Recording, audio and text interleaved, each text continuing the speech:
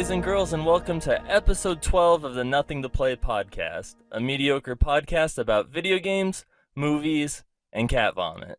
As always, it's your boy, Just in Time Carter, and we're back from a short break. I was on vacation, so it was hard to record, but we got a new guest, one that's never been on the Nothing to Play podcast before. We have a man who likes Legend of Zelda more than Miyamoto himself, Scott Clark. Wow, that is a tall order. I don't know if I love it that much, but I do love me some Legend of Zelda, that's for sure. I've seen your shelf, and I think it's a valid argument. And it's growing, man. Every time I go to a convention or something, I find something new to add to it, or people send me stuff that is Zelda related. I don't have any room left. I actually need to buy or build another shelf just to house all of the Zelda stuff I've got. It drives my wife crazy because it just sits there, but I love it. I was like, half the time I see anything where you're tagged in a post on Facebook, it's usually someone taking a picture of something Zelda related. And they're like, "Do you have this, Scott?" Yeah, I know. Like, no. No, and I'm like, and I hate you for showing that to me because now I have to have it. You're like, I'm on Amazon right now adding it to my cart. Yep, much to my wife's chagrin. She actually gives me crap about it because, whenever I buy something on Amazon, she gets an email saying, "Hey, order confirmation." And she's like, "I saw you ordered another Zelda thing." And I'm like, "Yeah, sorry about that." There's no hiding it. Nope, can't get away from it. Man, so how have you been, man? It's been a while since I've even talked to you recently. It's been a long time, man. It's been crazy, very busy. The summer was insane because we had R2V2, that video game convention that we hosted here in the Rockford area. And that was so much more work than I thought it was going to be. It basically consumed my summer. But it wound up being an awesome experience, and we're already planning for next year, and I can't wait to see where that goes and just how much bigger and bigger that gets. Very excited. Dude, that's awesome. I was like, for those of you that don't know, I was like, Scott hosts a podcast called The Gaming Outsider, which is a video game podcast, and he also does the Hollywood Insider. It's actually the Hollywood Outsider, but I actually am not a regular host on that show anymore. That was my. That's how long it's been. It has been a while. Well, what happened was in December I graduated with a master's degree, and when I started taking that 2-year cohort program, I was doing the Gaming Outsider and the Hollywood Outsider at the same time while working full time and studying for a master's degree, and it just became too much, and I had to let something go.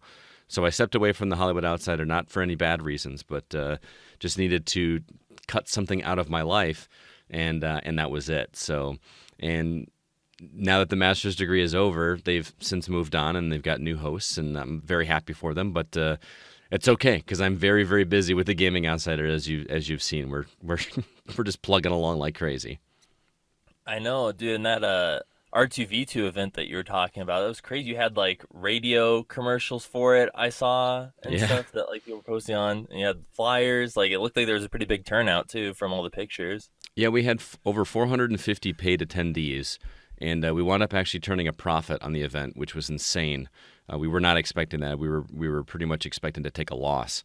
It wound up being a very successful event, and we haven't taken any of that profit for ourselves. Everything that we're doing is going back towards next year or back into our community because that's what we love to do. We're not in this to make money. We're in this to make gaming a thing and kind of unite everybody together as a gaming community, and that's what I love about it.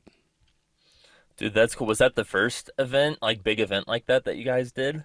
It was. We have done like house parties where we had people come over to play Jackbox party games or something like that, but this is the first community, for the local community event that was out in public, and it went shockingly well, and we made some new fans, and even acquired a new writer. We've got a new guy that's writing for the site now that is doing regular things for us, which is really cool. And we met him at the show. He was the first one in the door, and he stayed the entire 12 hours that we were there, which is kind of crazy. So, dude, now that you don't host on the Hollywood Insider, do you guys do movie stuff on the Gaming Outsider too now, besides just the games? Not really. I saw movie reviews or Not movie reviews. You might see. I mean, because we kind of consider ourselves like sister podcasts because I helped found the Hollywood Outsider, and the Gaming Outsider, obviously from the name, was an extension of the Hollywood Outsider, and so we scratch each other's backs. So you might see some of the stuff from the Hollywood Outsider on there. I was actually a guest on the Hollywood Outsider recently because one of their hosts, one of their regulars, needed to step away for a week. Something came up, and so I just filled in. Maybe that's what you saw. But that might have been it. Yeah, it was fun to be back on there and chat with the guys, and well, I guess Amanda and the girl. So it's not just guys anymore, and it was a lot of fun. We did, and I even did a Patreon episode with them. So I actually recorded 2 episodes in one night, and it's always a good time chatting movies with those guys and TV shows. Dude, that's dope. Yeah, dude, this month's just been... I just got back from Portland, and while I was in Portland, they had their annual... It's like a retro game convention and stuff while I was there, and they had like a shit ton of like pinball machines and stuff from... They have Ground Control there, which is like a gaming bar and stuff that they donated a bunch of cabinets and pinball machines and stuff. I go to Ground Control every time I'm in Portland. That place is phenomenal. They've actually expanded it. It's much bigger than it was before. It's outstanding. Yeah, dude, it was super cool. There was like some other gaming. We went to like a couple different gaming bars while we were in Portland.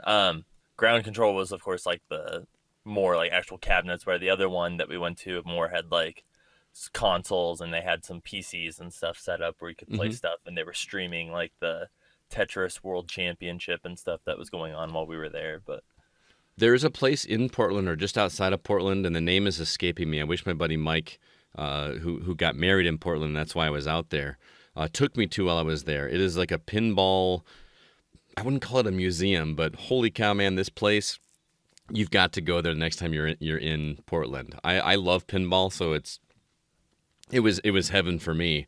But I have never seen so many pinball machines, so many well-maintained pinball machines in one place. It's called Quarter World Arcade. Next time you were there, you have to go to Quarter World. It's outstanding. I'm talking there had to have been 100, 150 pinball tables there. And then they had arcade games on top of that. It was just in a giant warehouse. I was in absolute heaven. Dude, that's not. I was like, because at Ground Control, I mean, I easily like, because for the pinball machines, it's like 75 cents or something. Like, I dropped like $5 in like 20 minutes on pinball machines while I was there. That's what's cool about Quarter World is you pay like your 10, 15, 20 bucks or whatever, and then everything's just set to free play. So you don't have to worry about it. That's awesome. It is great, and they just take such good care of their machines, and everything just is angled the right way, and they have old machines, they have brand new machines. They're just everywhere.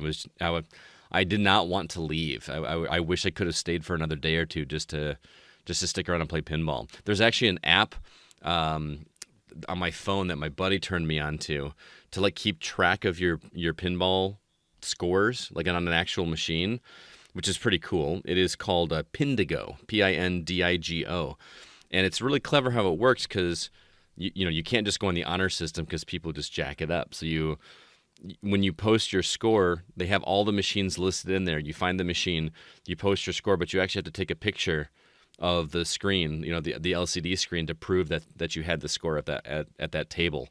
And then it logs in there, and you've got leaderboards with your buddies, and you kind of competing.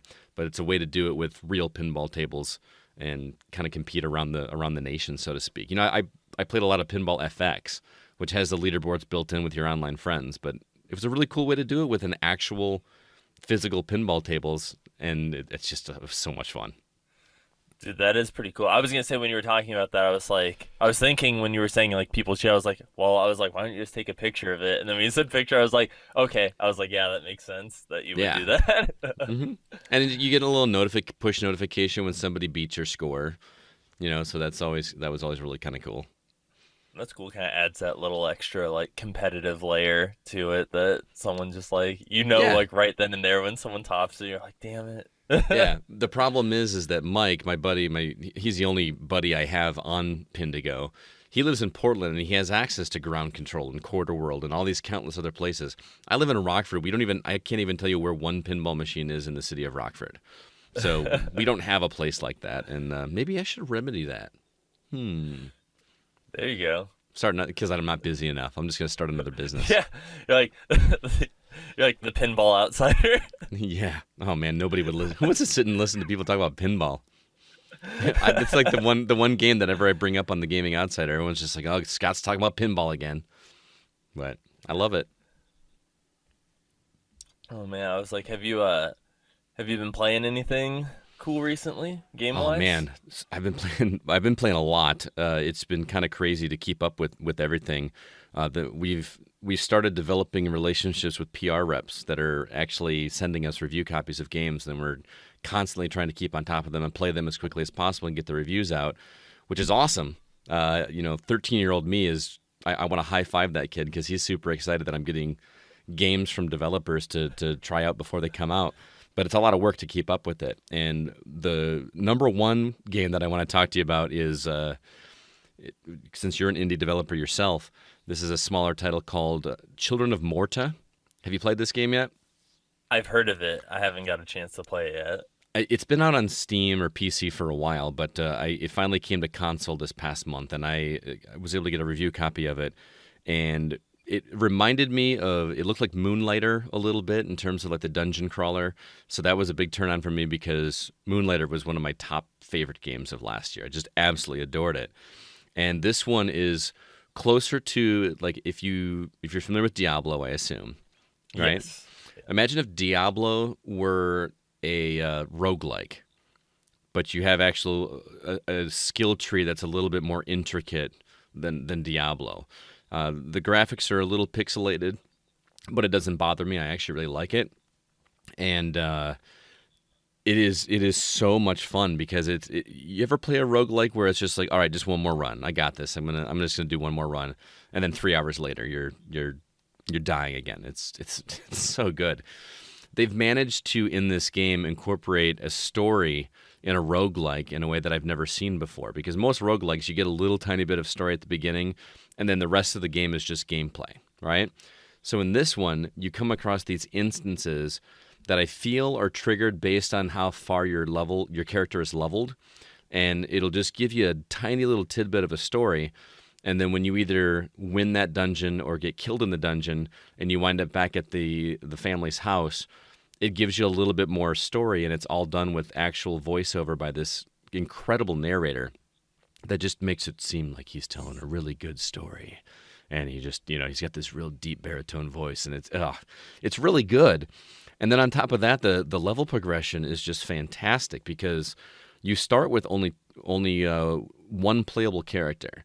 And then as you come across these instances, you're actually given, you come across other characters, other family members, and each family member plays incredibly different. Now, like in a Diablo, you've got different characters that you might have a ranged character, you might have one that's like a tank or something like that, but basically everything is controlled the same, right? You attack in a direction and you have 4 different abilities that you choose from your skill tree.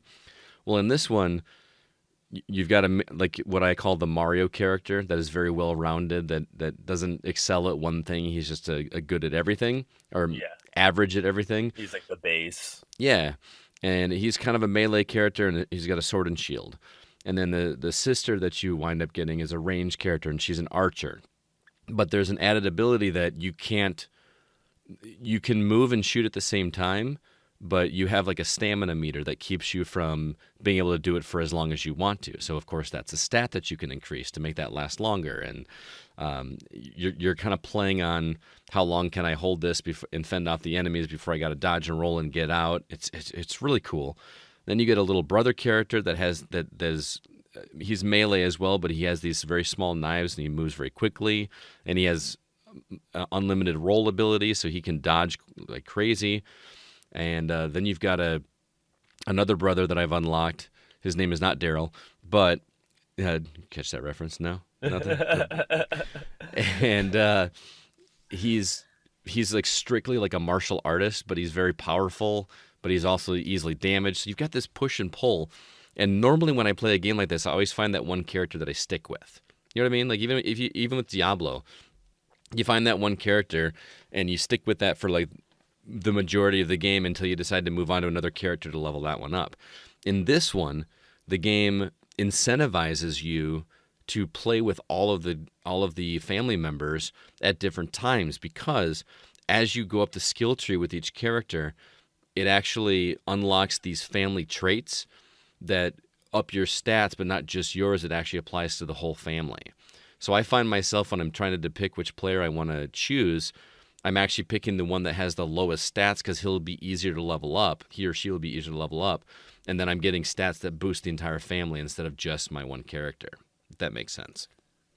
Yeah, that's kind of a cool way to like incentivize forcing the player to like try out different characters and stuff by like Exactly. incentivizing it. And it's also got that Binding of Isaac bit where you come across a random ability or weapon or rune or something like that's the beauty of Binding of Isaac, is finding that perfect combination of items, some that you've never come across before, that just work and make it a badass run, right? Yeah. And that's how this is. You just get that perfect, combination of things that work and just make it an awesome run, and it makes each run feel fresh again. I just absolutely love it, and I'm actually not as far into it as you would think. The first world has 3 dungeons, and I've only beat the first 2, but I've put 6 or 7 hours into it, and it never is not fun. Every time it's just a new experience, and I'm getting a little bit more story and getting this character development from these minor characters, and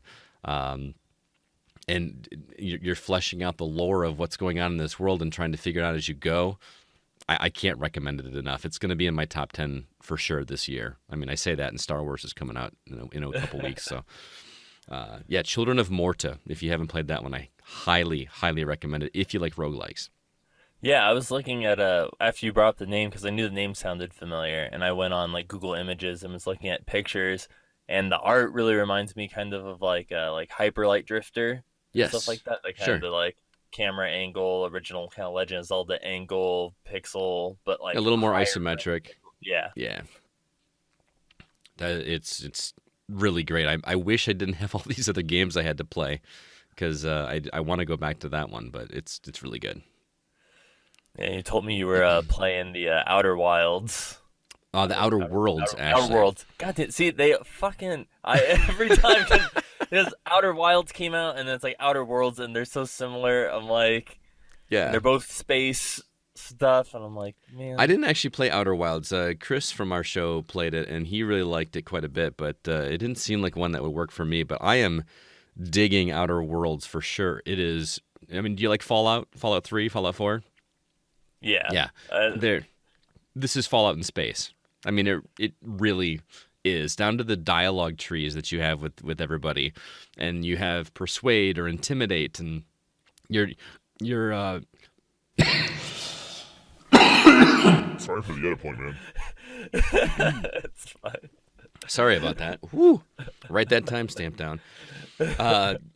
So you're pumping all these your skill tree. Every time you level up, you get 10 points that you can put into anything, and it's basically your special abilities, right? And I'm just whenever I play Fallout, I always put everything into the conversations, like persuade. So I'm just talking my way through everything, which is great. And it's first person shooter, but the world just feels more science fiction-y than a Fallout, which I know Fallout is very science fiction, but it's very post-apocalyptic, post-nuclear war. Everything's drab and dreary, and this feels like it feels like a thriving world that has overcome a Fallout-esque civilization and is way beyond where we were in Fallout.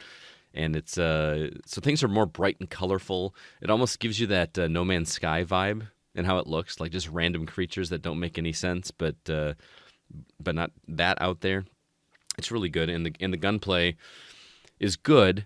It's not, I started playing this directly after finishing the new Modern Warfare that just came out from Infinity Ward, which the gunplay in that is just perfection. So this, after playing that and coming to this, it's a bit of a downgrade, but they've done something different because in Fallout you had the VAT system, right? Which I Yeah. loved.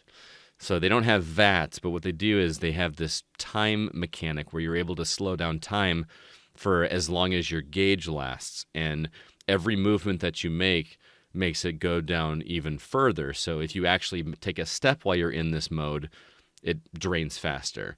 Or if you fire a shot or swing your melee weapon, it goes faster. But you can turn your head and look around, and your meter will go down very, very slow. So it kind of works like VATS, where you can actually target something, but you don't have unlimited time to do it. And obviously, that's a stat that you can increase and do it. But it's the story is a little goofy.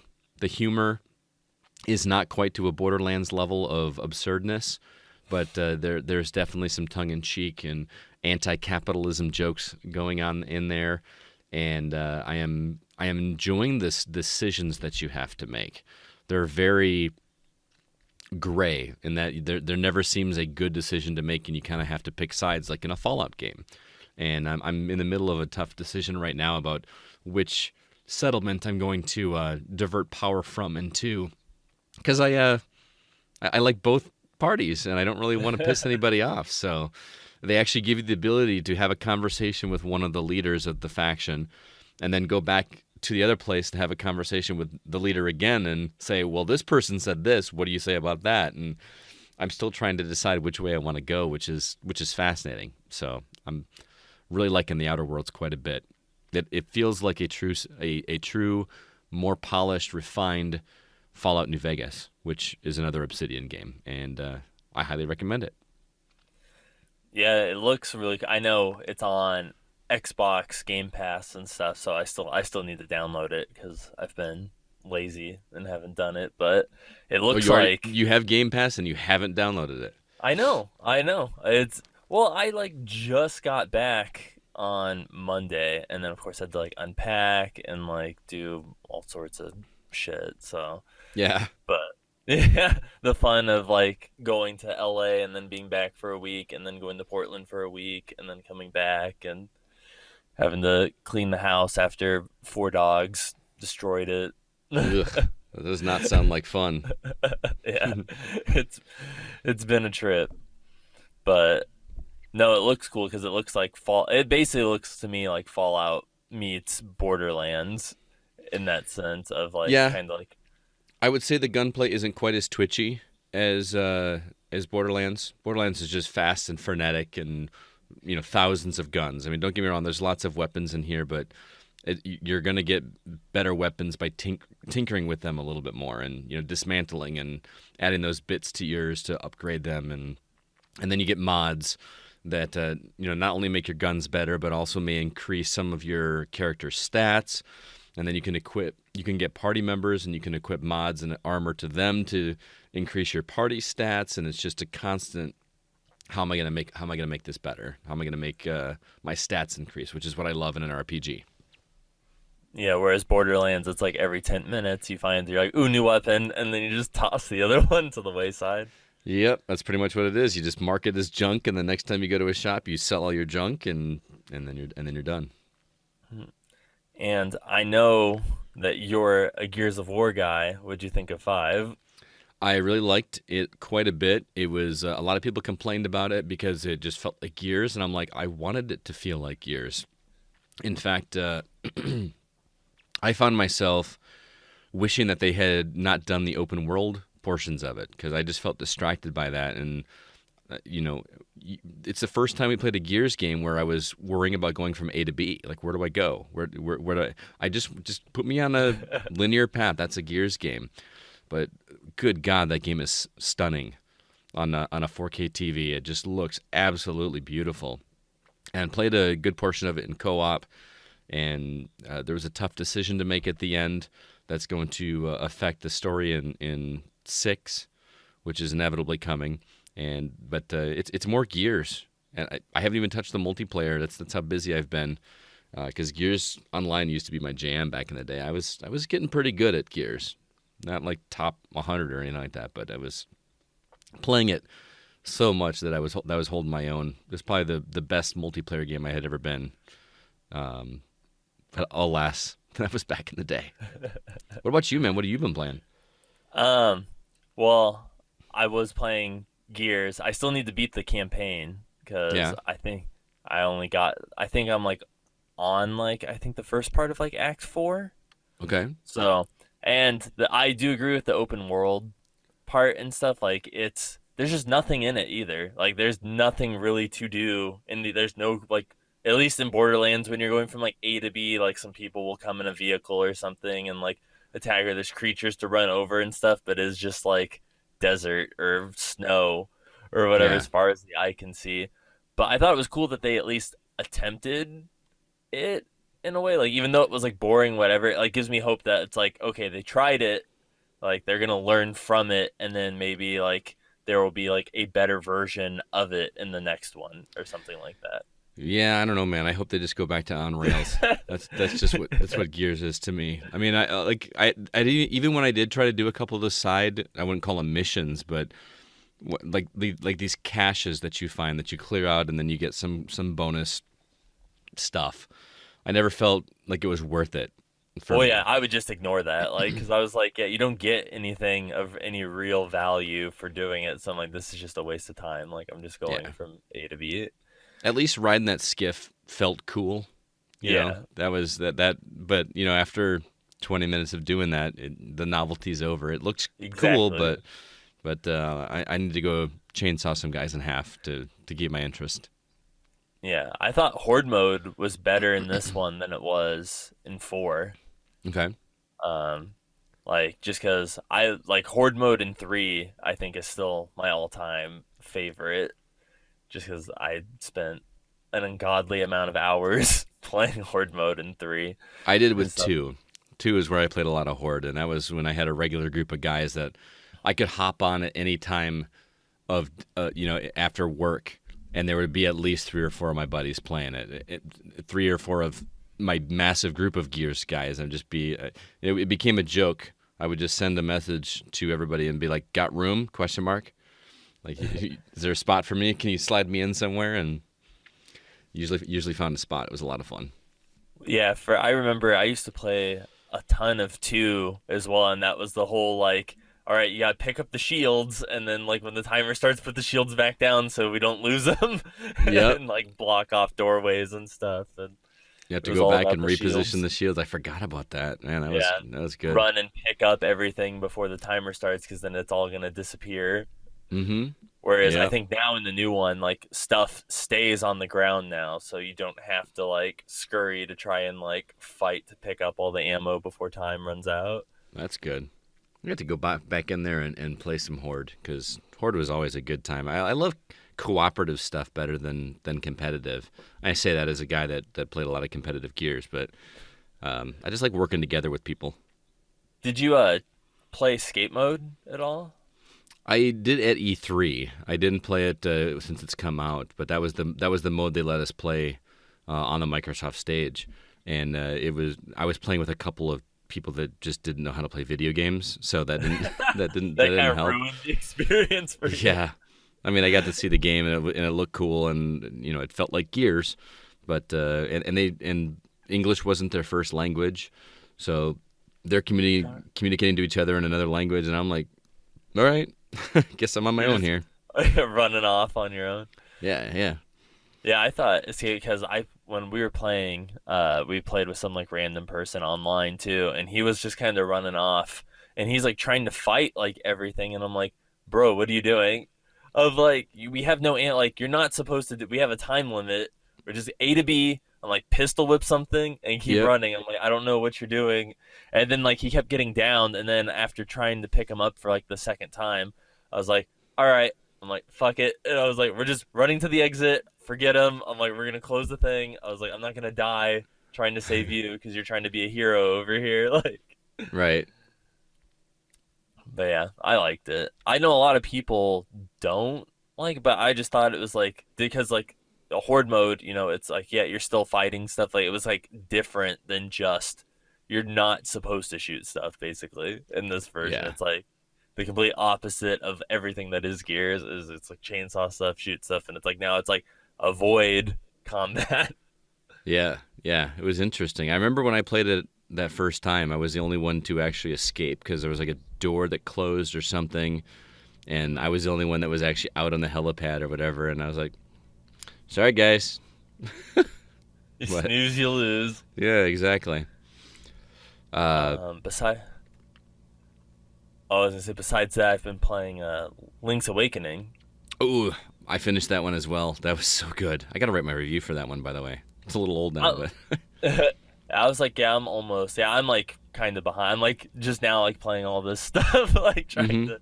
But I think I have one more instrument to get before I can go. I think I have like one dungeon left that I have to do.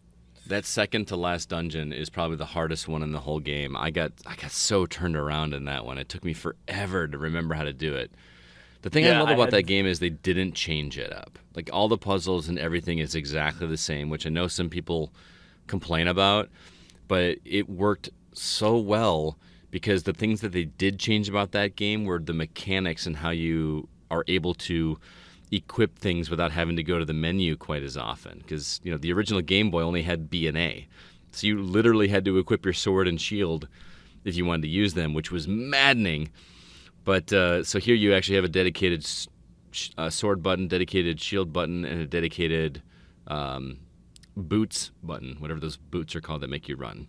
The Pegasus boots. The Pegasus boots, which just made it a fantastic experience to not have to go back and forth quite as often, which I absolutely loved it. And it looks so good.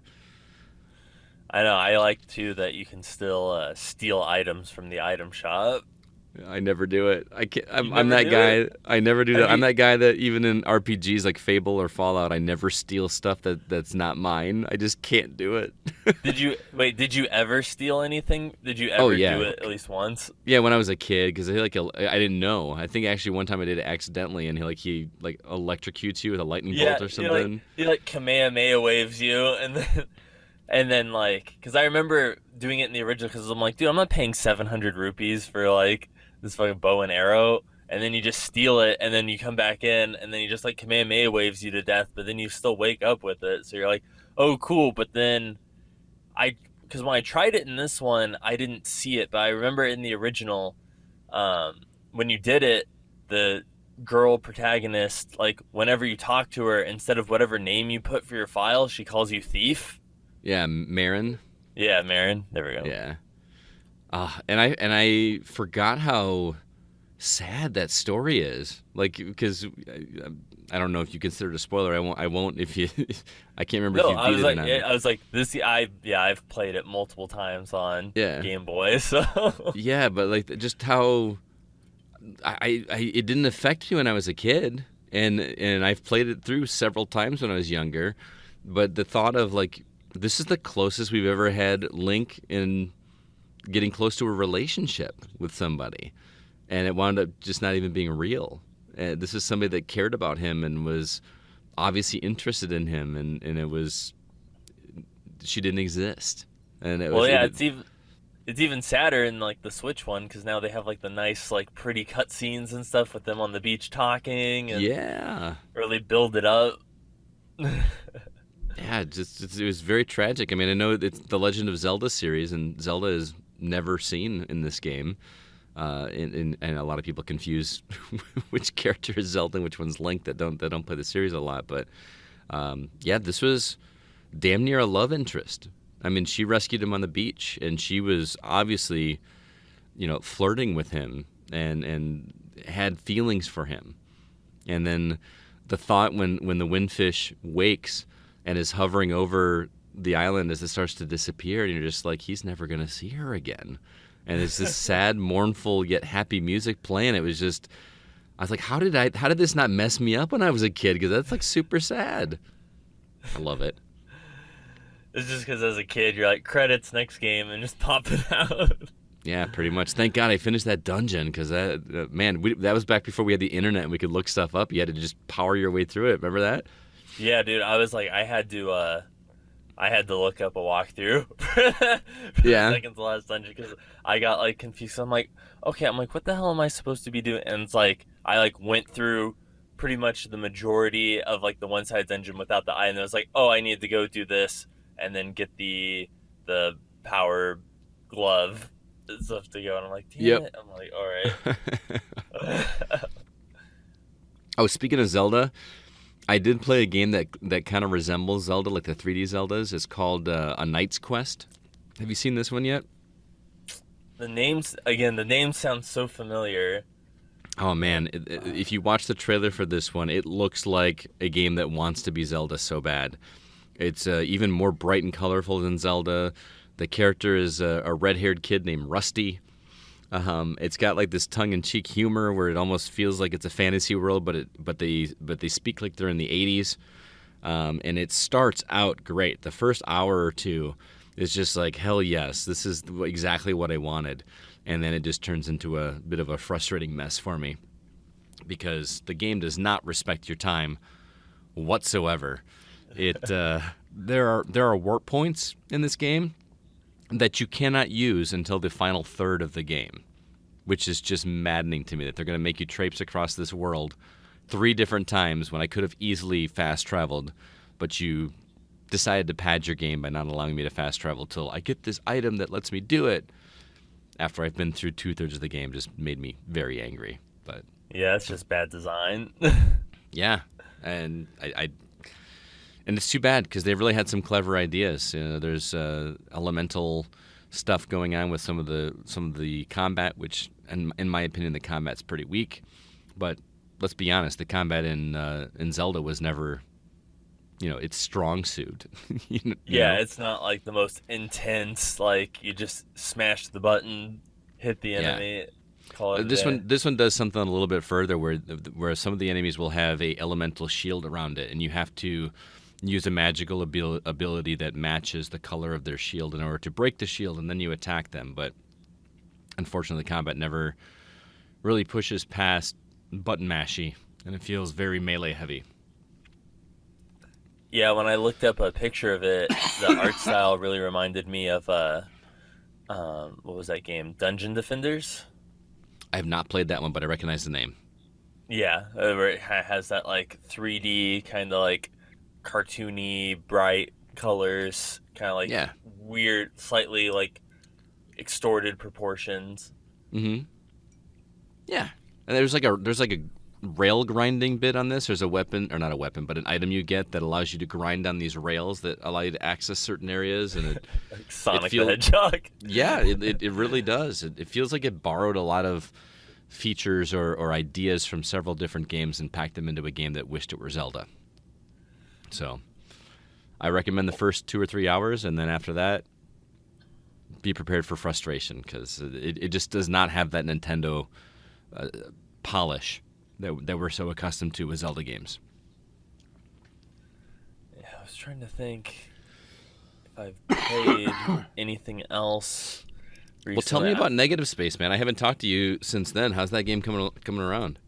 It's coming along good. Before I went to Portland, I know you had Brandon on your the Patreon episode and stuff where he came on, and that was his first. Oh wait, go ahead. Well, he actually was on our regular episode last night as well, which is publishing tonight. So Okay, because I wanted to listen to it, and then I saw the post today about the Patreon one, and so that's cool. I'm definitely gonna listen to that. yeah, But yeah, we went to Indiecade, and I showed my like newest demo and stuff that I had for Negative Space, and it got a lot of positive feedback cool. and stuff, which was nice. Which kind of sucks because it's like after going and stuff, it's like it's like and people playing and getting a lot of positive feedback. I'm like made me like want to just work on it like more. Like I'm like, oh man, I'm like, yes, I want to get back to it, make more levels, and then it was like I had to leave for Portland pretty much like immediately. And then, How long is the demo? It's the first 3 worlds, so it's 27 levels Okay. altogether. So I thought that was like a pretty solid. Only a couple people, I think only only one person made it all the way through the demo, and Okay. it took them about a little over 2 hours. Oh wow. Okay. Yeah, no, he was sitting there for like 2 hours playing. Some people got close, and yeah, it took them about like an hour and like hour and a half, hour 40 Okay. and stuff.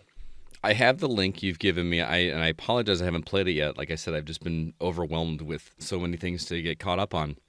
But I'll see if I can't get it running. I don't PC game a lot, but I should be able to use a wired Xbox controller on my PC, I assume, right? Because I'm not playing with a mouse and keyboard Yeah, for yeah, a no. platform game. Yeah, wired Xbox controller. I know Xbox One, like if it has like Bluetooth, whatever, Xbox One controller works too.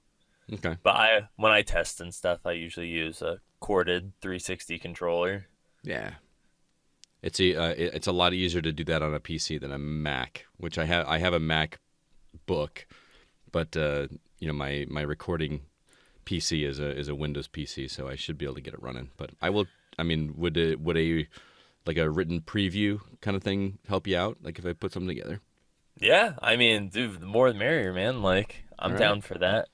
I was like, I can even see because I still need to post uh like the build that I actually showed it, like the one I currently have up is still like an older build. It's not like ridiculously different or anything. A couple of levels I made easier than like what's currently like up on my Okay. different sites and stuff, but I can give you the one that has like the new versions of some stuff to make it Cool. a little less rage inducing for you.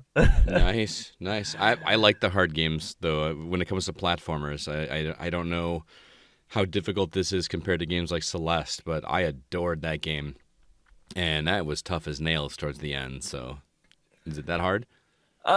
So I do get a lot of comparisons to Celeste and Super Meat Boy and stuff, Mm-hmm. which I like. I mean, that's like my target demographic is people that play those, so I'm not sad about that. Um, but yeah, I've been told that some levels are like Celeste B-sides Mm, hard. that's real Uh, hard. yeah, like, but I mean, it's like I've played Celeste B-sides, and I'm like, no, I'm like, dude, that shit's harder than this. Mm, But I see where they're coming from. But mm-hmm. it's been going good. Um, I'm hoping to be done by like I'm hoping to release like beginning of next year sometime by like May.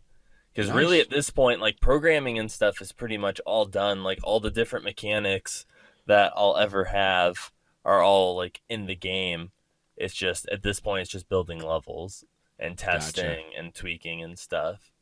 And then Nice. music. My guy who does the music and stuff, he's been working on it. So it's just him because the way the music works in the game is for there's like seven normal levels and then there's two bonus levels, one that unlocks when you get the diamond in the previous seven levels, and then a ninth secret level that's hidden somewhere, kind of like the warp zones in Super Meat Boy. That's kind I of was just gonna like say I can't imagine why people compare this to Super Meat Boy. yeah. um but so the way music works is like in level one, it's just kind of like this bass sort of melody, and then you go in the next level, and it's like more kind of instruments and melodies and stuff kind of come into it, and the song kind of increases. So then by the time you get to the seventh level, it's like the full version of the song playing. So it's like Oh, super that's kind really of clever. epic and stuff. So yeah, so the music's been kind of challenging in the sense that it's like, all right, this one song actually needs to be seven songs that all loop individually, but then sound good all together is like one track. That's cool. It's almost like got a amplitude bit to it where you're kind of piecing the tracks together to make one track. I Yeah, it's like just that. kind of like evolving, kind of like, I guess I haven't played Tetris Effect, but I think it's kind of like where the music kind of plays with like the level and stuff, I guess, as you're playing. Oh man, you got to play that game, especially in VR with a good set of headphones. It is a magical experience, man. You gotta play that. Dude, It's really I know good. like the three games I still like need to play in VR that I really want to are Tetris Effect, Super Hot, and Beat Saber. Beat Saber's good. Also, Astrobot Rescue Mission is definitely worth playing too. I've heard that's really good too. Mm-hmm. Yeah, I've heard that's like a great platformer. I was like really excited that it got as good a reviews and stuff as it did for being like a new IP platformer on the PlayStation. One of the my podcasting idol, the guy that is the reason that I ever started podcasting. His name is Jeff Kanata.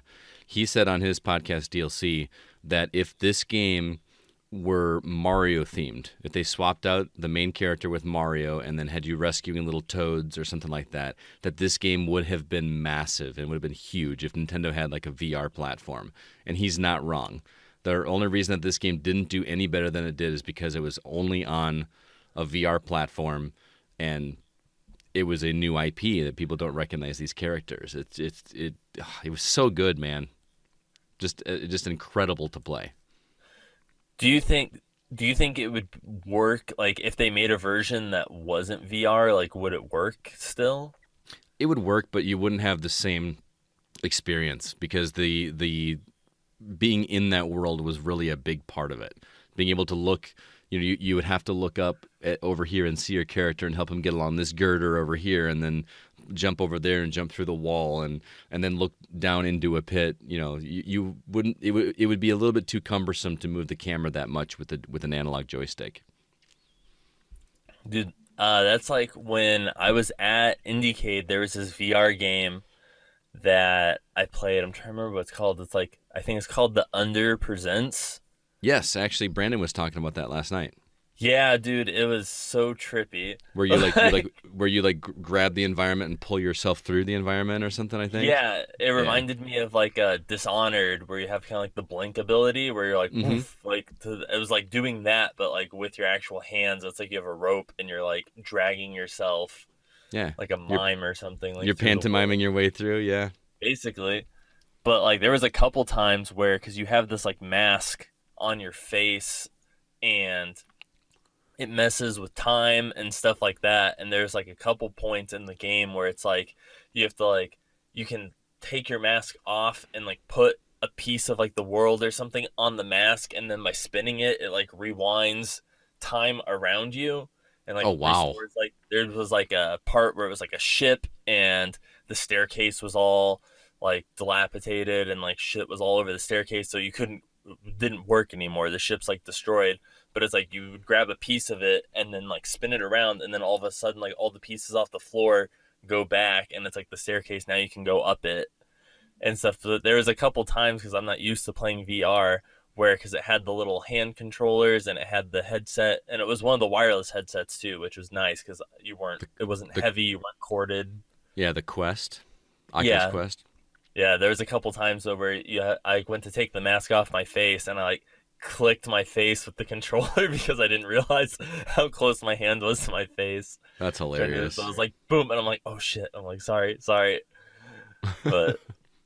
But no, yeah, that was like a real trip. That was like one of the first, I guess, kind of like really immersive like VR games. Because there was a couple where it's like I played where it was like you were like a bird flying and stuff like that, and it was cool. But it was like, this was like the first where I'm like actually walking around like in a world, and it's like in a world where you walk around. But it was like, even though stuff didn't like make sense, like if they made it really real, of course you'd be like, yeah, this isn't real. But because it's this weird like fever dream kind of world, all the like weird stuff kind of like made sense in the environment you were in and stuff. So that was really cool. Yeah, that's awesome. Another one that I recommend on VR, at least on PlayStation VR, is Moss, which was a gorgeous little VR game. It'll take you about 2-3 hours to play through. It's a little platformer, but it is gorgeous. It just gave me hope for the future of VR playing that one. Is that the one? Do you play as a rat? A little mouse, yeah. A little mouse, okay. Yeah, but there's moments in the game where the mouse, because you play as not a god, but like a godlike creature that is watching over this world, and then you're controlling the mouse through the environment. And there's times where I just wanted to get a closer look at the mouse, so I would actually bend down and put my face down as close as I can to him. And when I did that, he would look up and then wave at me. It was like, that's really awesome. Dude, that sounds bonkers.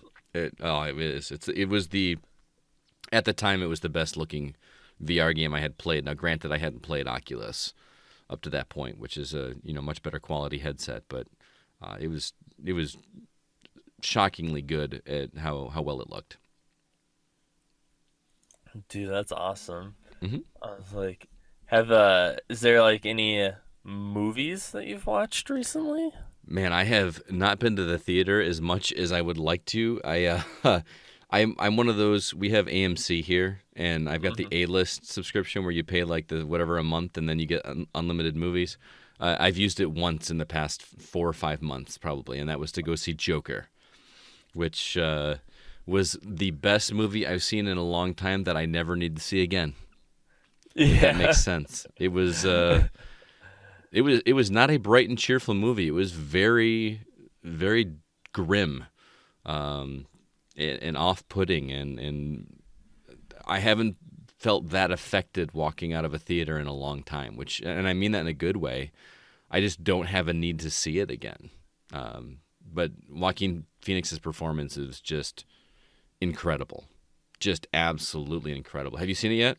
Yeah, I went and saw it, and yeah, I thought it was really good too. It was funny because it was just like it's kind of like slow at first, and then it's like when, I mean, it's not really like, I mean, spoilers, like where, but like when he goes to like his girlfriend's apartment the first time, that's like when all of a sudden like everything starts like picking up like really fast. Yeah, I mean, I didn't mind the speed of the movie or the pacing.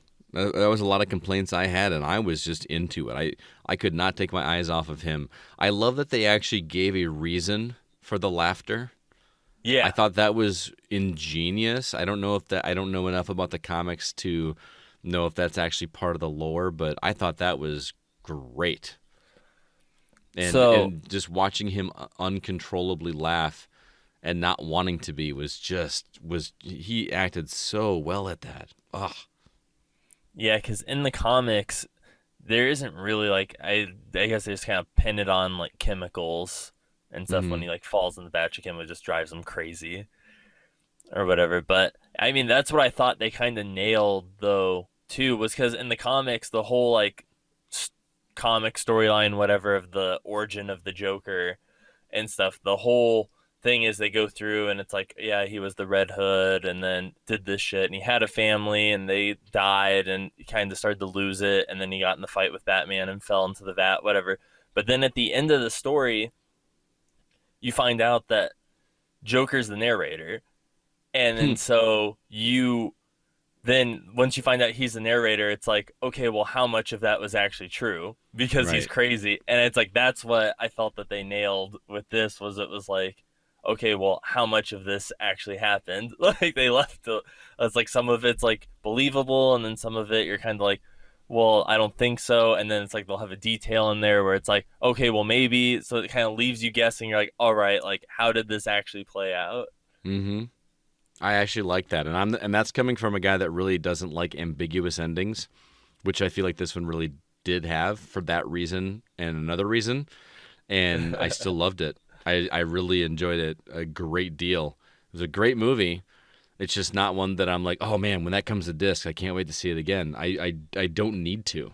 I don't really have a desire to, and I can't say it's because of its tone. It was definitely a darker tone, and it wasn't a feel-good movie by any means. And I'm not off-put by stuff like that, because I watch a lot of stuff that drives my wife crazy. She hates it when I watch movies where I feel sorry for the main character, and that's what this whole movie was. Yeah. But I really dug it. I know. I was like, I'm trying to think what else I saw. I know tomorrow night they're showing Spirited Away at AMC Theater, because every month they've had a different Miyazaki movie and stuff. So I'm excited to go see. It's been a while since I don't think I've seen Spirited Away since I was in like high school. So I've actually never seen the thing all the way through. I was gifted a DVD copy of it by a friend, and I watched half of it, and I never finished it. Not because I wasn't into it. I think I'm easily distracted nowadays with movies, especially with movies with subtitles. You know, when I'm watching a movie I can listen to, I can actually type on my laptop, or I can do something on my phone and get something done while I'm watching a movie, and I can't do that with a subtitled movie, and I refuse to listen to it dubbed in English just because I don't like it. I like the Japanese sound better. So I need to go back and watch that because everyone just raves about that one. Yeah, I mean, I too am a subs over dubs kind of guy myself. So Mm-hmm. even when I played Bloodstained, I switched it to Japanese audio with English. Yeah, I was the same way with Lost Odyssey on Xbox 360. I don't know if you ever played that game. I refused to play that in English because the Japanese voice actors just sounded so much more authentic to me.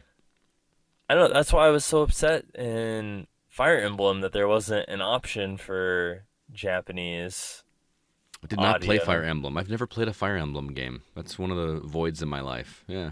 That's surprising. The look on your face right now is I know, it's because it's so good. Like Fire Emblem's was like one of the my top like Game Boy Advance. Like Game Boy Advance for me, it was like Fire Emblem, Advanced Wars, Castlevania. Like See, I never got into Bowtie. those strategy games like Final Fantasy Tactics. I could never get into when I was younger. The Advanced Wars was better, but the tactical games like that just never clicked for me. Like they did for my friend Mike, who just loves those games. I just can't get into them. Well, see, and that's like what's weird. Like for me, like I mean, I played like StarCraft and stuff to like a point and stuff, but it's like I never got into like Command and Conquer, and even like you said, like Final Fantasy, like a lot of turn-taking games, I was just never really into. Besides like Pokemon at the time, until like Final Fantasy, like Advanced Tactics, and then and then like when I played, I was like, oh, I'm like I like this. I'm like this is fun, and then I started like from there, kind of went off with it, but. There you go. Oh, Speaking of Japanese animation, I don't know how much you get into this stuff on this show, but I don't watch a lot of anime, a ton of it. But the couple shows that I have watched, and the one that I recommend to anybody that ever like has even a slightest interest in Japanese animation is Death Note. Have you seen Death Note? in my Intrepid that I used to have, I had a little L who was like crouched with his thumb in his mouth hanging from the mirror in my car. Oh man, to me that show is a gateway drug for anime because it's not out there like a Dragon Ball or something like that, or Bleach, which I like Bleach, but it's not just so crazy and slapsticky silly. Outside of Ryuk, who's like a Shinigami that's just kind of in the background for a lot of the episodes. There's not a ton of just weird, wacky stuff going on that it feels like a thriller throughout most of it, until like maybe that final arc it gets a little goofy with that girl character that gets introduced. But that's the one that if ever people are like, man, I'd like to give anime a shot, but I'm just kind of afraid of it. Like just watch Death Note. If you can look past the Japanese Grim Reaper that kind of hangs over Light's shoulder throughout the entire thing, it's worth a watch. Because man, that first moment that L turns and says, "I am L," I about fell out of my chair. I'm like, nobody does that in TV shows like that early on in the series. I was like not expecting it. It was so good. I know, and then like I was like, I guess spoilers. I mean, it's like a 12-year-old anime, but I was Yeah. like, when he like actually kills L, I'm like, what? Like, you just kill off like one of the main characters like that, And one like of the he wins. coolest characters. Yeah. I know. I was so upset when that happened. Oh, he was such an awesome character. But just the way that he explained things, like even like how he had that like trap door in his drawer to hide stuff from his dad, who you found out was the police chief the whole time.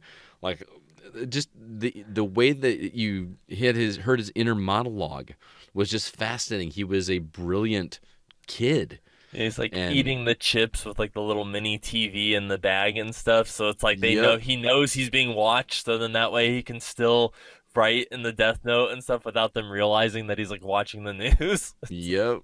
Ah, just crazy. Felt very. I'm not gonna say ahead of its time, but it was a fresh idea. I feel like we don't get original ideas anymore, and that was solid. It was like for what else was like out at the time and stuff. It was just different than like your typical like Shonen Jump kind of Yeah. action based anime and stuff. It had a lot more thought, and you're right, like there was no filler at all. And that it's like every episode had a purpose, and then sometimes it take 4 or 5 years, like, don't understand what's going on, and then it's like that fifth episode they go all the way back and explain the reasoning behind everything, and you're like, oh. Yeah. Not to mention that was the show that introduced me to the band Maximum the Hormone, which is Yes. one of my favorite bands of all time. They were the intro and the outro for the second arc of that show, and to this day I imported those albums like right away, and they're just fantastic. It's if you like metal. Yeah. I'm just praying sometime they come to the States because I need to see them live. I really do. Yeah, I was like them and the band Fear and Loathing in Las Vegas do like the two like best anime like openings for shows. I'm not even familiar with that band. What opening do they do? They've done a couple different animes. They've done like Parasite, which is a really good one that's like action, but it's about like the whole premise is like aliens kind of like come to Earth, Hmm. and they end up like using humans as hosts. And the one main protagonist dude, the alien, he's like trying to aim for the dude's head, but he misses and goes into his hand. And so like his hand like has like the eyeball and like a mouth and stuff, and it talks to him, but it like Oh, his hand like morphs into this like blade thing. oh But wow. most of the other aliens landed in people's heads though, but they like split into like monster things, and so he's like going around like killing the other parasites and stuff, because he's like one of the few people where like the parasite's not controlling him, he can control like work with the parasite, so they're like teaming up to like kill all the other parasites. So not an anime to introduce people to, if it's their first anime. No, I was like Death Note for like first before we even like switch off Death Note. Have you seen the live action Japanese movies? I saw the live action one that was on Netflix. I think that was the The American version, right? trash one, yeah. The Japanese one was a two-parter, right? So so the Japanese one's actually three parts, Oh, okay. and it's crazy because like the whole first movie, I mean, it pretty much follows the whole first movie. Pretty much follows pretty close to the anime, where it ends with L and Light meeting, like teaming up at the end of the Hmm. movie. And that's where the first one ends. And then the second one picks up with introducing you to Misa and stuff, the girl.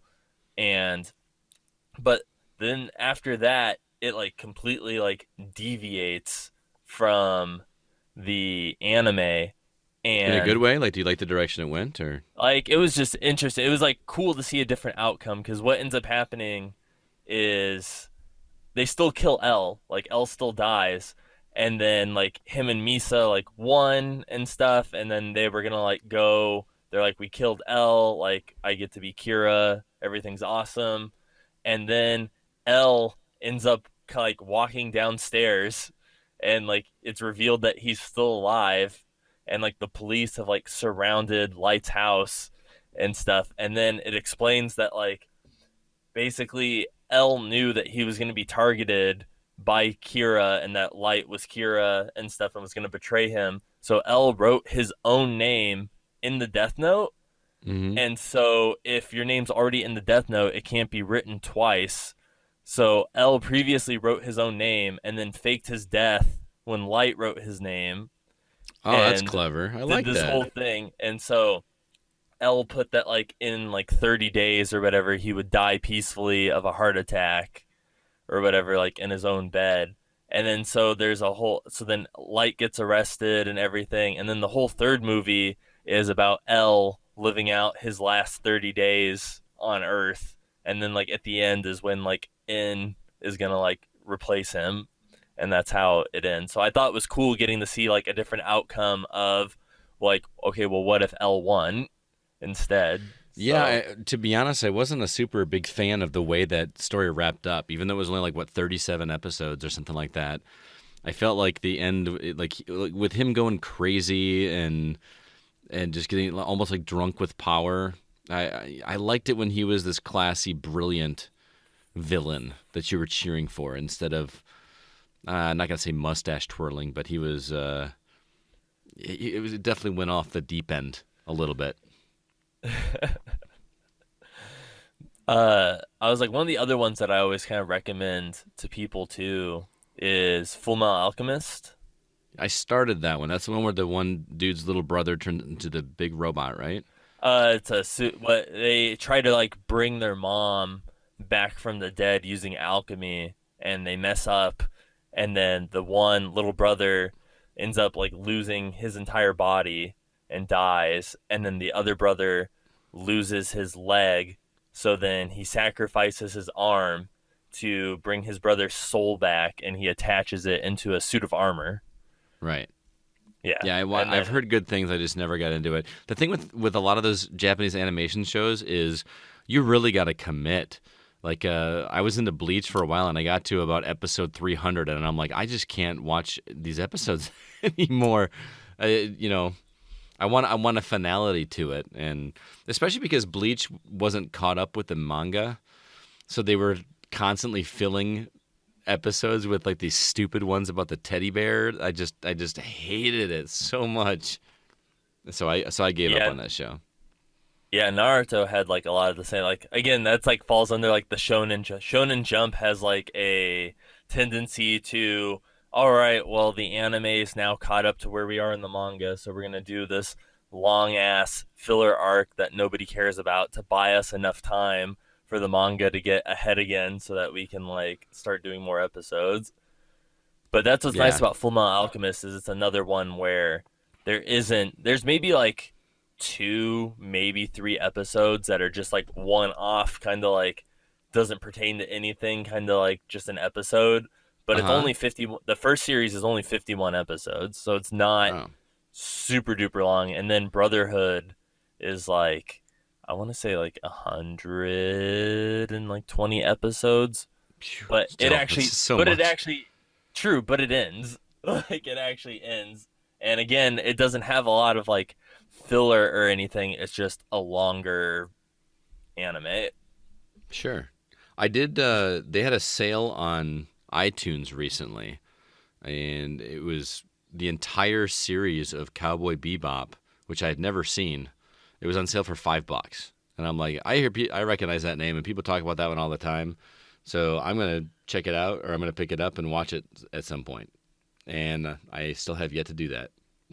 So It is good. It's like yeah, it's like one of those kind of like the classic kind of like Adult Swim era where they actually like showed anime hmm at night and stuff. It's one of those where it's like Samurai Champloo, Cowboy Bebop, like Big O, stuff like that. hmm Yeah, Yeah, you can. unfortunately, I'm just looking it up right now. I have it on iTunes, but that is not one that talks to my Movies Anywhere account, so that sucks. I, I don't have an Apple TV anymore because I love Apple, but their stuff is expensive. Dude, it's So getting more expensive. I saw they announced those the what new the AirPods, yeah, like $250 there's for no way in hell wireless I was gonna. headphones. There's no way in hell I was gonna spend $150 on a pair of AirPods, much less $250. And you know what's sad is they're gonna go like hotcakes, just because. Man, I love my Apple products, but there are some Apple sheep that I just don't understand. Dude, well that's like I remember watching it was like one of like funny clips on like YouTube at the time when they announced that one. It was just that metal thing for like hanging the tower, but it was like I don't remember how much it was. It was like $800. It was just a metal fucking rack for hanging your Mac thing on. And like the audience, like when they announced it and like revealed the price, there was like three people clapping, and they were kind of just like, "What?" Like, I'm like, it's a metal thing that just hangs It's a a thing, and they bracket, went, basically. yeah, yeah, and they want you to pay out the ass for that. I'm like, why? Yeah, I don't get it. I don't get it. But What else is going to tell you with the anime? Oh, I am still in the middle of watching. I have to go get back into it. I fell off the wagon. But my friend convinced me to try Neon Genesis Evangelion, which I have never seen, and that's a weird show. Yeah, I was like, I've seen episodes. Same with like that and like Ghost in the Shell and stuff. It's Hmm. like I've seen a handful of episodes here and there of it, but I've never like watched it consecutively, like from the beginning to like really get like a good grasp on it.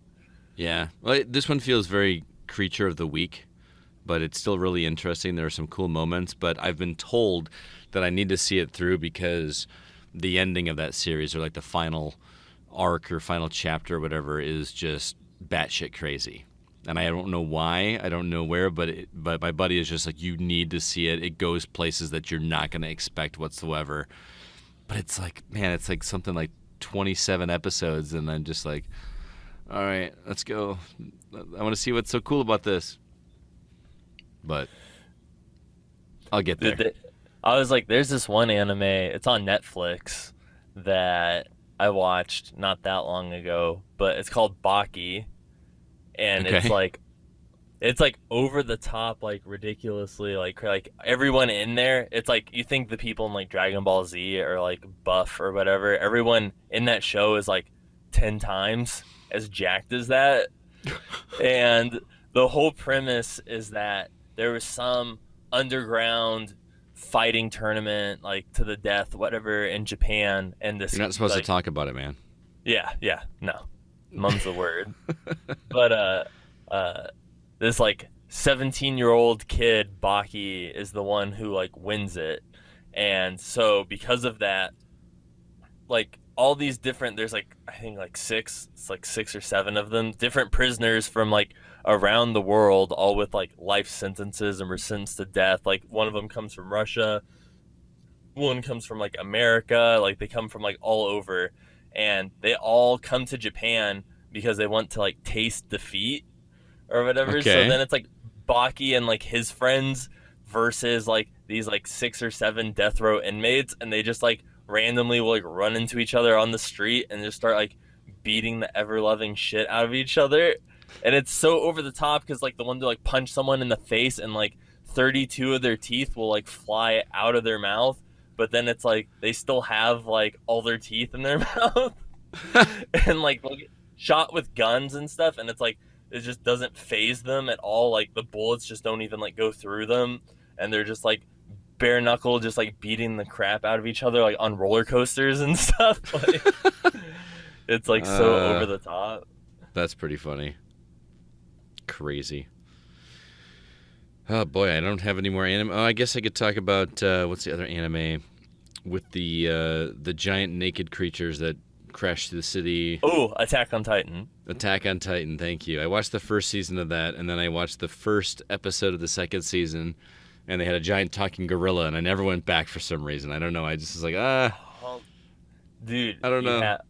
All right. I'll tell you it. So yeah, the talking gorilla is the Beast Titan Uh huh. and stuff, and like I get that probably is weird coming from, but in season 2, you like besides that first episode, I think you might see him like again towards the end of the episode, like end of the Okay. season, but you don't really like see or hear from him like again until he plays a bigger role in the third season. I need to go But back. I think I have to go back and rewatch the first season again because it's been a couple years, if not more, and I don't remember even the names of the characters. But and I did like it. I thought that was some of the best animation I had seen in an anime. Like it was just very quick paced, and I like that a lot. well, dude, that's like because season 1 was really good, and then 2 was okay, but it was like it had been so long between season 1 and season 2. It was like 3 years or something like Yeah, that. That yeah. like the hype for it like just wasn't really there anymore. And the season itself was like it was decent. It's just like one of those things where like oh it's finally back. Like you're just so excited, and then it was never gonna live up to like whatever you thought it was gonna be because it had just been so long.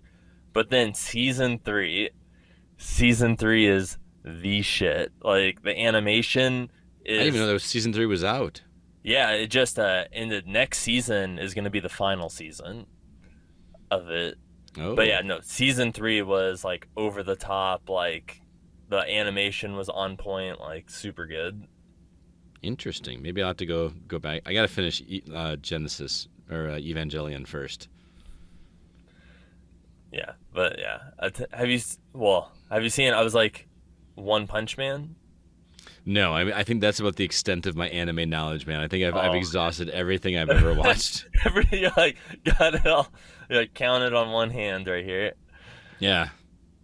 Well, I was there's like, so much weird stuff out there. It's I've been picking and choosing based on recommendations and it's kind of like HBO series for me. Like I've never seen an HBO series that I didn't absolutely adore, and part of the reason is because I don't watch every HBO series that comes out there. You know, I've Game of Thrones. What's the Newsroom? I adored that show. Sharp Objects is fantastic if you haven't seen that. So I have like this perfect record of HBO shows, and like I don't want to break that, so I'm picky about the HBO shows that I start. So you know what, I take it back. I haven't finished Chernobyl, so I guess the streak is over. oh man, I was like, I heard, because I think the Watchmen show is HBO, and I've heard Yep. that's really good so far. But that's one of those two where it's like, I'm like, I kind of just want to wait for it to be over before I watch it, because it's one of those where I feel like I don't want to wait every single week to see what's going to happen next. See, I'm not a massive Watchmen fan. I watched the movie and I thought it was okay, but I've never read the graphic novel, so I didn't have any connection to it. And the movie, I felt like if you didn't know anything about the graphic novel, was just like, what the hell is going on in this? Why is there a giant blue dong on the screen right now? Like just randomly, you know. There was no context for any of it, so I think that was a turnoff for me when the movie came out. And even though now I'm a little bit more comfortable with the characters, I just don't care as much. But I'm also I'm mildly interested to see what it's all about. Well, see, that's what's crazy to me. So, like, for me, like, Watchmen is like one of the most, if not the most, like, accurate movie that portrays from like the graphic novel it's based off of. Mm-hmm. Like pretty much everything that happens in the movie is exactly what happens in the comic, minus like the ending. Like the ending result is still the same. They just changed what How you got happened. there?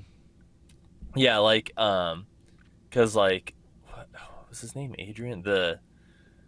Cuz like if you remember, cuz at the end they made it look like a giant blast from like they made it look like Dr. Manhattan was the one that caused this giant accident, but it was the one dude that created the machine that like kind of replicated his power to then bring like all the nations together to like end all war and basically create universal peace amongst all the countries. And that's basically what happens in the comic too, except instead of a machine that does it, the dude instead creates it like this like giant, almost like weird blue alien octopus thing that he Yeah. like blows up. And it's like I said, it's the same effect. It's just in the movie a machine thing seems a lot more realistic, I guess, than this like giant creature thing that does it.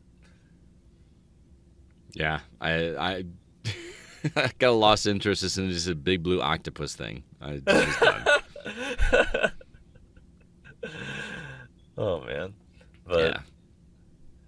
But yeah, it looks interesting, but I also don't think it involves like, I think it's just set in the world of the Watchmen. I don't think it has anything to do with any of the actual characters from the movie or anything like that. Well, that's interesting. Yeah, I think it just like it's kind of like the aftermath of that, and it's like everything else that's like going on in the world. Mm-hmm. Like a Star Trek syndrome, like they're, you know, it's a reflection of society type of thing. Yeah. I was like, oh man, did you ever watch the new like Twilight Zone?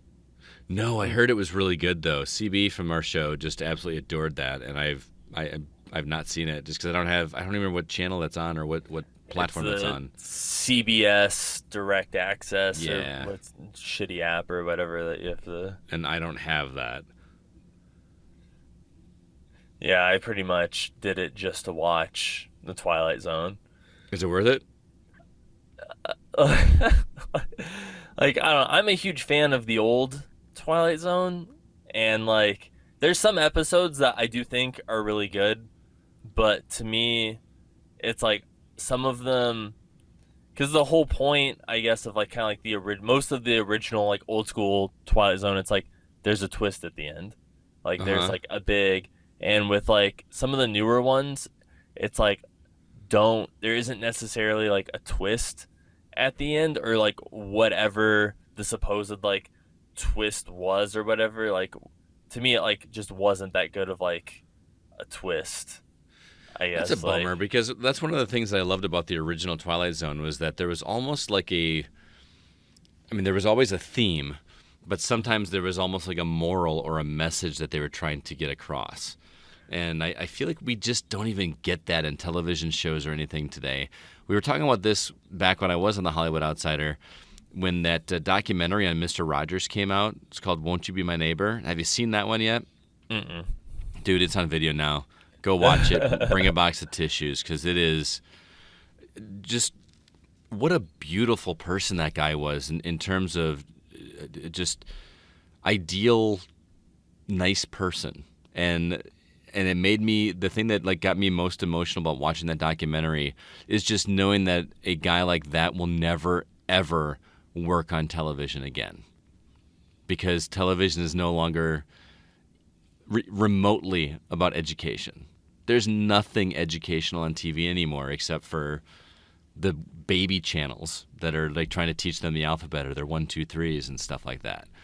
There Sesame Street and Mr. Rogers' Neighborhood were teaching life lessons to kids because they were enamored with the television and they listened. And nowadays the kids' attention spans are that of a fruit fly. They're just not there. They're on to the next thing already.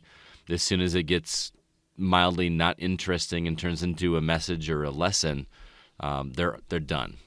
And I sound like the old guy, get off my lawn right now, but it's sad, like that even with new media that we've got now, television was a brand new back in the the 50s and 60s, and they were able to use that for educational purposes. But now, YouTube, it's out there. There's educational stuff out there, but they'd rather watch. I can't remember his name, Jake Paul or whatever his name is. They'd rather watch him hit people. Paulers and watch Ninja. They'd rather watch him go hit people in Japan with a fish. Like I'm so old, man. It doesn't help that I'm a teacher, and like that's where my mind goes: is what ways can we use technology to point kids in the right direction somehow? And I just feel like we're using all this technology for stuff that's not. And that's coming from a guy that also loves video games. So, the fact that YouTube is massive as it is just kind of boggles my mind. Dude, that's funny that you bring that up though, because it's like my fiance's little brother Killian, he's like, I think he's like 10 now. Uh-huh. But like, and he's part of that generation that like grew up with basically YouTube as like entertain, like doesn't watch TV, but he like watches all these different YouTubers and watches Let's Plays and watches this and that. Yeah. And it's funny though, because like when he'll come over and stuff, or we'll go over and like anytime he's like talking to me about stuff, like it's like stuff from YouTube, but like it's just like the most random assortment of shit that he'll like picks up from YouTube. Like the one time we were in the car and he's sitting there talking to me about like Raspberry Pi, and like about like, oh, he's like, I can hook a 360 controller up to Raspberry Pi, and like and it's like going into like all these like specs on like Raspberry Pi, and I'm like, what the hell are you, like, you're like 8, what the hell are you even talking about? Like I have no idea. Yeah. And he's like, yeah, he's like this, and then he's like talking because he like watches stuff on like YouTube on like how to pick locks and like Raspberry Pi and like all this like weird like channels of people like taking shit apart and like putting it back together and stuff. And I'm like, dude, you're gonna end up in jail one day. I like, Yeah, I right? just know it. Like, That's crazy, man. The one that cracks me up are the channels of people or kids opening their Christmas presents.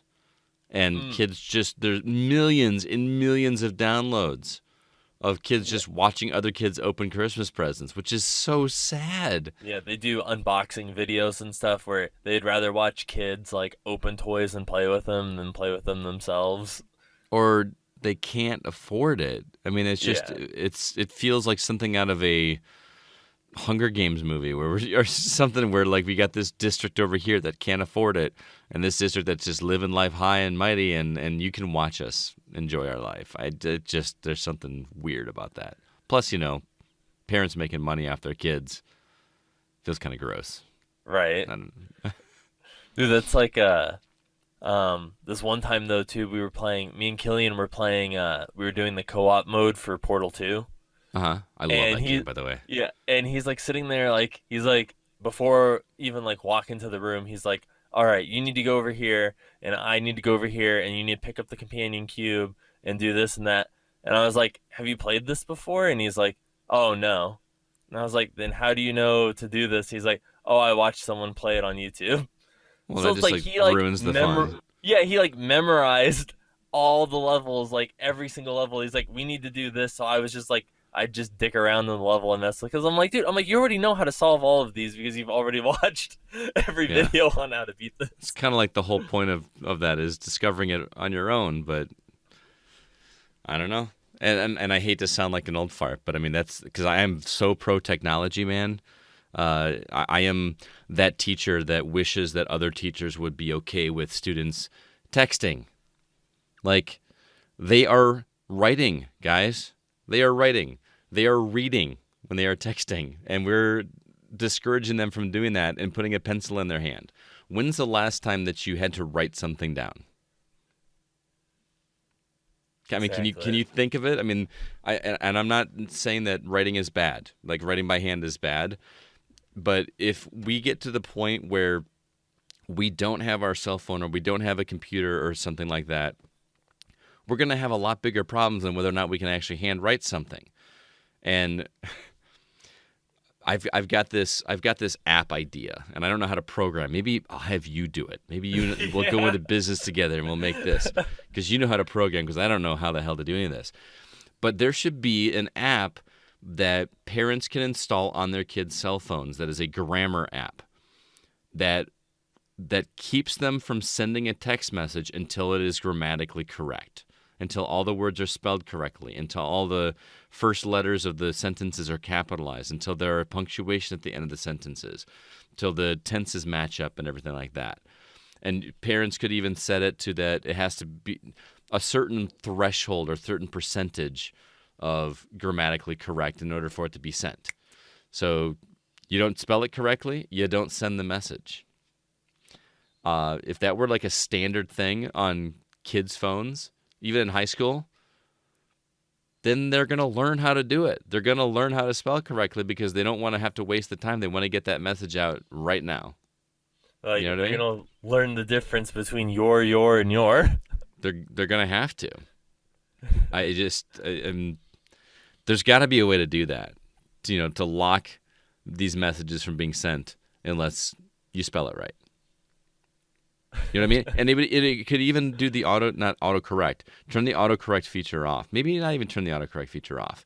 But do the little red squiggly line that says, this word is spelled wrong. Go look it up.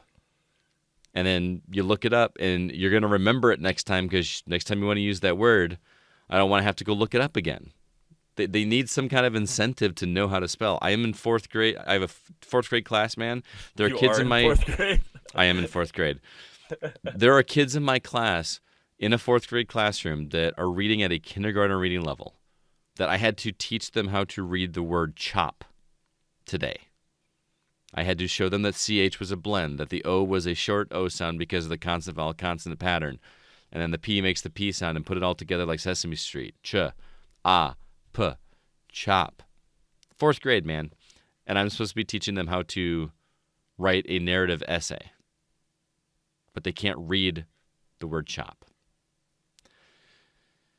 I could go on a whole tangent about the educational system, but I'll get fired if I do that. So Yeah, I was like, I've seen videos of what is it? The like for Common Core math and stuff like that, and like the just like breaking it out and like watching videos of that. I guess like from like an outside perspective of like already kind of just like knowing how to do it one way, but like as a kid, I guess like being taught this way, like I get that it kind of shows like a almost like a roadmap that's a better visual representation, I guess, of how to get there. But like what gets me is like how many more steps it is, and the fact that it's like forced, that it's like if you know like the shorter way of doing it, but you're forcing them to do this long ass like grid of instead of just multiplying the two numbers together, you're like doing this whole XY diagram of okay, well this is this broken up this, and then you add it all together, and then this is what the two numbers would have been multiplied if you would have just done it the old fashioned way like this. But well, what's funny is the old fashioned way that you're referring to was actually new math to our parents. When they were growing up and they learned what's called standard algorithm, where like if you're multiplying a 2-digit number by 2-digit number, you stack them on top of each other. You multiply the top number by the ones digit, then you put the little X, then you multiply the top number by the second digit, and then you add them together. That was new math. Common Core, which I am actually a proponent of now officially. Common Core was how our grandparents and great grandparents did math. It was how they did it, and then somebody devised this new math way to do it to save time. The problem is that when we learned math that way, we weren't understanding how math worked. We weren't understanding what multiplication was. We were just memorizing a process to get to the answer. We didn't know why we were multiplying by the ones digit and then by the tens digit and shifting over one. We had no clue why. But now the way that I teach my students how to do multiplication, I teach them Common Core method, which is not just the crazy way that you see those haters on YouTube make these videos for how many steps it takes. That is one way that we teach Common Core math. I teach them, when I do multiplication, I teach them between 5 to 7 different ways to do multiplication, which includes the standard algorithm that you were just talking about. And then part of Common Core is giving them all the options, teaching them all those different ways of doing it, and then letting the student pick the one that works best for them. If my student chooses to do standard algorithm because they are comfortable with it and that's the one they want, I don't care. As long as I can see the work that they did it and that they got the right answer, I don't care. If I have a kid that wants to do repeated addition, wants to add up 25 16 times, to do 25 times 16, he got the right answer. I don't care. Eventually, he's going to pick up tricks of the trade to make it go faster for him in his brain. And eventually, he'll do it in his head. By teaching Common Core to my class, there are students in my class that by the end of the year are able to multiply 2-digit numbers by 2-digit numbers in their head by doing these long-ass steps that you're talking about, but they don't wind up becoming long steps because they're doing them mentally and they've got them down to a process just like we had a process. But imagine you trying to do a 2-digit number by 2-digit number using US standard algorithm. You're drawing in the air, right? I'm going to do this, and I'm going to carry the 1, and I got to remember that 1 is there, and I got to remember where the X is. My kids can do it in their head because they have that process down. And like I said, that's how our grandparents did it. That is straight up how they did it. And because our brains are so trained to do this method that we were taught, and that's the only way we were taught. You had to show your work this way, and there was no other method. Even if you had another method in your head that worked, no, that's wrong. You have to do it this way. Our brain is turned off to any other method, and that's why a lot of our society is completely against Common Core and calls it this ass backwards stuff, and it's really not. So sorry for my soapbox, but no, and see, yeah, I didn't particularly like have anything necessarily against my. I guess main complaint was that I've like seen pictures and stuff before where it was like they had the right answer, but they got hit for not showing it. They did it the, I guess, way I learned, whatever, but they didn't show the work as Common Core, and that's like what they got hit on. But I mean, if Common Core works for, as long as you get the right answer, I mean, to me, Well, it doesn't really matter. And in those instances where they're getting the right answer, but they're not doing the steps along the way the correct way, that is for that particular lesson. When I teach multiplication, I'll teach 1 or 2 lessons on one way how to do multiplication, and you have to show your work that way. Then when I go to the second one, you have to show it that way. Then when you show it the third way, you have to show it that way, fourth way, and so on. But then throughout the rest of the year, you choose whichever method you want that works best for the way that your brain functions, and I'm okay with it. But for that particular lesson, when I'm teaching you that method, I want you to learn that method this time. I want you to learn this method this time, and that method that time. And then after that, you find the one that works best for you, and I'm cool with it. Wow, I had no idea we were going to talk about education on this podcast. I know. I was like, dude, I guess everyone's learning something today. Yeah. I was like, I learned a lot about. Well, what's interesting is that I was completely against Common Core when I first started teaching, because Common Core was just becoming a thing when I started a teacher. It was becoming commonplace in my state, and before that it was the new math way, which is now the old way, and so I balked against it. I hated it. I'm like, why? This is so dumb. I know how to do this. It's so simple, but as I become more seasoned of a teacher, I'm learning every year that not every kid learns the same way. Standard algorithm works good for me because that's the way my brain works. I'm a very procedural person. You give me a step-by-step set of instructions, like a recipe, how to do math, I'm going to follow it. Some kids' brains don't work that way. And it's a big pill to swallow as a teacher to accept the fact that just because it worked for me doesn't mean it's going to work for every other kid. It's going to work for some kids, but I have to be versatile and be able to teach every possible way that I can, because I have to teach all the kids. And I've actually sat down with parents who felt the same way I did at like a student-teacher conference and showed them and said, look, I was where you are 6-7 years ago when I started teaching. But I'm telling you, by sitting with the kids and showing them this method, your kid is doing better at multiplication, and they understand how multiplication works better, and they're able to do this in their head. And I prove it to them and say, do this. What's this times this in their head? I'll pull out a calculator, show them, and I've turned them around to it. Now they're not gonna take the time to learn it because parents don't like to feel like their kids are smarter than they are. Right. So they don't, and that's where a lot of the frustration comes in, is kids are bringing home their homework and their parents don't know how to help them because they don't understand the process. And they're not willing to take the time and critically think through that problem to figure it out. And that's where the big problem with the change comes in, is people just don't like change. So, but I've turned a couple parents around and been like, okay, you got me, and keep doing what you're doing. So I was like, have your kids learned cursive? It is now a state law in the state of Illinois that we have to teach cursive. I've never taught cursive. So I don't know how I'm going to get my hand slapped. I think it would be our district that would get in trouble before I would. But why is cursive a thing? That blows my mind. That we're hanging on to that kind of writing. Well, people will be like, oh, well, we got to read, the kids need to be able to read the Constitution.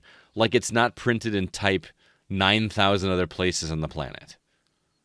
That is not a problem because they're never going to see the original document. Dumbasses. I just... Well, it's like, I just remember in high school, they're like you have to learning cursive in like grade, because I think I learned cursive in like 3rd or 4th grade or something like that, and it was like you need to learn this now because in high school that's how you all have to write for everything. And then you go to high school and it's like there was like maybe like 1 or 2 essays at like the end of the year or something where you actually had to write it out in cursive or something stupid like that on paper. Can you remember the last paper that you had to write in longhand? It was in high school. Like it was like junior, senior year of high school. And I don't know how old you are, but that for me was 97, 98. I was like, for me that was like 2008. Okay, so you're shut up. You're like weird flex, but okay. Yeah, right. I mean that was 20 years ago for me. That's ridiculous. That 20 years ago, and I'm still supposed to be teaching that. It's like an archaic language. The last time that I had to write anything in cursive was my signature. I have never had to write anything in cursive. And even your signature, why does it have to be in cursive? I just do that because that's how I did it my entire life. Most kids nowadays, when they write their name, it's print. It still looks like their handwriting. Well, yeah, even when I do my signature, it's literally a cursive J followed by a line of scribble. That's all it is. Yeah. Congratulations, you have you have a cursive handwriting there. Yeah, Right. people that are afraid to let old things go. It's just insane to me. Cursive, it's just so dumb. What a waste of time. I don't have time to teach my kids how to read, and you're gonna tell me I gotta teach them how to. Because half these kids can barely write in just normal print, and you would Right. try and learn how to write a letter a different way. Because a cursive B makes so much frickin' sense. Do you remember that? What kind of crap was that? It was like an L with a little squiggly thing. What? How is that a B? I don't understand it. Dude, well, that's like my mom knows how to write like legit like shorthand and Oh, really? stuff, like actual shorthand. And like there's been times I guess where like in meetings at work and stuff, she's like taking notes in like legit shorthand, and someone's like looking at it and they're like, "What the hell is this?" Like it's just scribbles or whatever. And mom's like, "It's shorthand." Yeah, I don't know how shorthand works either, but I'd like to learn. And that was probably like the cursive of like her era, because she's like in her late 50s. So Yeah. oh man. Well, where can our listeners listen to you? Well, like we mentioned at the top of the show, I have a podcast called The Gaming Outsider, and you can find that pretty much anywhere that you listen to podcasts: iTunes, Google Play Music, Stitcher, and Spotify. We're actually on there as well. Or if you'd like to stream it directly from our website, that is thegamingoutsider.com. And the website will also house all of our written reviews, bios on us, and any other activities that we do. So be sure to check out that website. I also have a second podcast. I'm a big football fan. I love the Green Bay Packers, and I have a podcast called the Packers Fan Podcast, which you can find the same places or our website, packersfanpodcast.com. So if you're a fan of the Packers, please check us out there, and come check out us talking about some games at the Gaming Outsider as well. That's what's up. I was like, do you have any like parting words of wisdom or anything before we wrap this bad boy up? Well, I think we wrap up every episode of my show with our catchphrase, which is, remember, there's no such thing as a bad game, just games that aren't for you. And I want to explain to those of you that have never listened to our show that when we end the show that way, we're not saying that in a literal sense. We understand that that Superman 64 exists, right? But there is somebody out there that has found some element of joy in that game. As much as I hated it every minute of that game, we had some good laughs playing it on a stream at how terrible it was. So somebody's worst game of all time, somebody had fun with it. So just don't crap on everybody else's enjoyment, I guess. And that's kind of why I started podcasting to begin with, is because I got tired of listening to podcasters just shit all over other people's work that they spent a lot of time in. Even if it wasn't the greatest game on the planet, it was their lifeblood, and somebody else had fun with it. And I get so tired of people thriving on the internet by being overly negative. And unfortunately, that's what get clicks, is people just like ragging on a game. I'd rather celebrate this hobby of mine, which is video games, and instead of bringing up games that I just hate all the time, let's celebrate the ones that we do like. And that doesn't mean that we're not going to be objective. We're gonna treat reviews fairly. We're gonna be honest about it and give fair criticism, but we're not gonna be jerks about it. So yeah, no such thing as a bad game, just ones that aren't for you, because they are for somebody else. Yeah, I agree with that too. I mean, I feel like there's games like, like Dante's Inferno. Like Dante's Inferno wasn't a bad game. It wasn't a great game, I but liked it. I liked yeah, it. yeah, it was fun. I mean, it was a decent, like, God of War-esque knockoff when there wasn't a God of War 3. Like, they knew their market. They released, like, it wasn't anything, like, horrible, but, like, it just got basically shit on for not being God of War.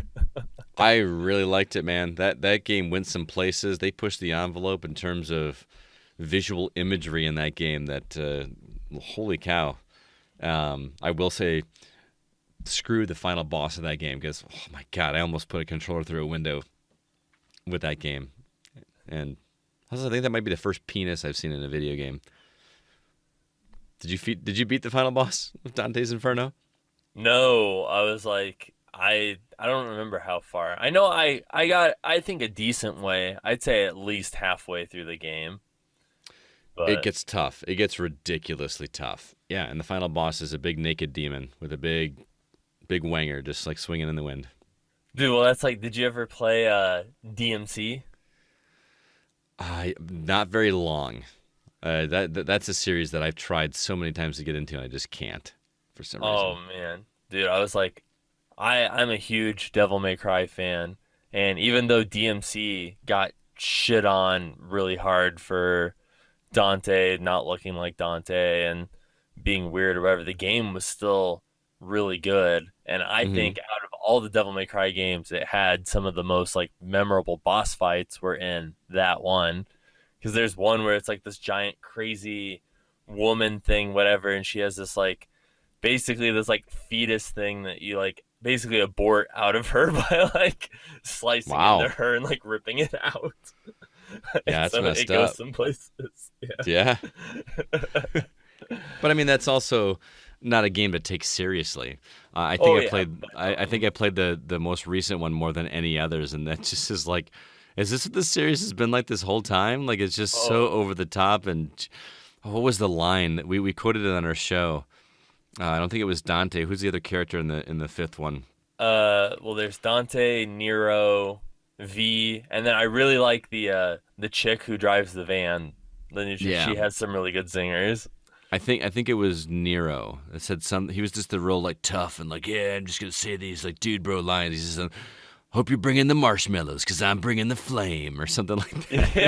Yeah, It's one of my favorite lines in a video game in a long time, and Zach and I had a good laugh with that on our show. So yeah, dude, that's like in Devil May Cry 4. One of the weapons Dante gets is this like just a briefcase, and he opens it, and like all these like guns start like coming out of it, and it like forms around him into this like circle gun mech thing that just shoots in like all directions and stuff, and it's so over the top, and I'm like, this is some like very Iron Man shit like in this briefcase. that sounds very Japanese. Yeah. Just like I Yeah. loved the motorcycle swords in 5. Oh man, have you ever played Shadow? Is it Shadow of the Damned? You ever played that game? I think it was a Suda 51 game. Like that name sounds familiar, but I Oh don't think I man. played because I played like, like Killer 7 and No More Heroes Okay. and If you don't remember playing it, then you haven't played it because that yeah. game is, oh my god. You play as Garcia Hotspur. This is his character's name, and he says it all the time, but he uses an expletive in between it, which makes it freaking cool as hell. But he's got his sidekick is this floating skull head named Johnson. That was like the best voice acting work of that year. He was just hilarious and quippy, and he had a British accent, and it was great. But there is a moment in that game where Johnson is not only like this floating skull, but he's also your gun.